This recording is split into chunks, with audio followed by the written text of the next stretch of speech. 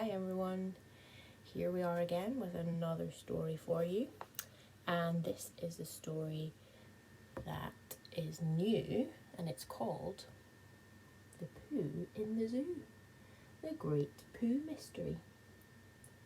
The author of this story is Steve Smallman and the illustrator is Ada Gray, and this was a special request from my class from Leon and Fernando.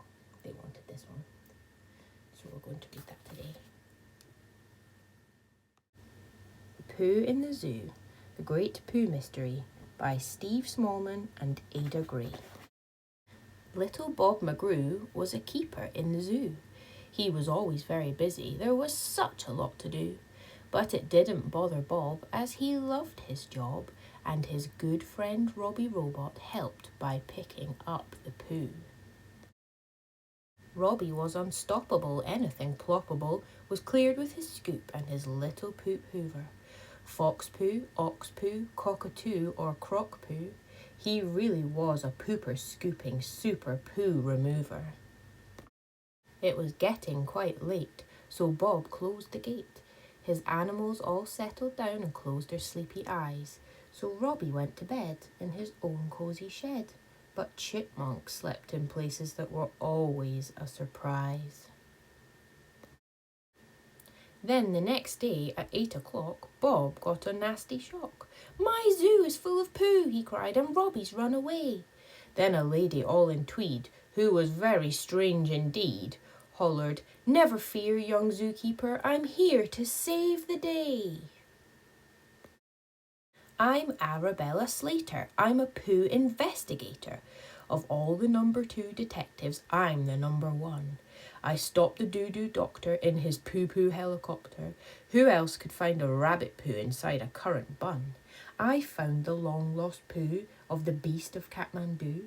I solved the famous phantom poo-poo flinger mystery. I'll soon discover who's been pooping up your zoo, and I'll find your little robot dearie, just you wait and see."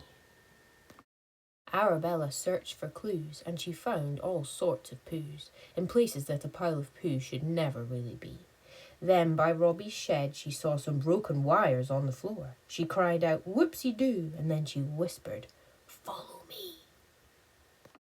Through the woods so shady went the speedy Tweedy lady, with Bob and all his animals on tippy-toes behind. They saw some rather fishy poos, some lumpy poos, some squishy poos. They watched their step, they held their breath, and wondered what they'd find. Then they all heard a clattering, some beeping and kersplattering, and crept into a glade where Robbie Robot ran amuck. He was spinning round and round, spreading poop upon the ground.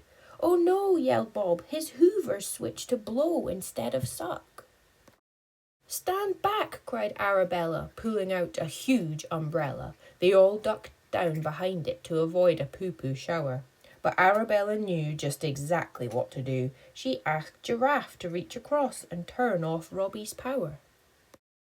They opened Robbie's chest and they found a tiny nest. "Look," called Bob, "it's Chipmunk, and he's chewed through Robbie's wires." "I guessed this little fella might be here," said Arabella, as she quickly mended Robbie with her poo detective pliers. They flicked on Robbie's power, and in less than half an hour, he'd whizzed round and picked up every single poop in sight. Arabella said goodbye as she zoomed into the sky. Bob waved, then said, "It's time for bed. I'm really pooped. Good night."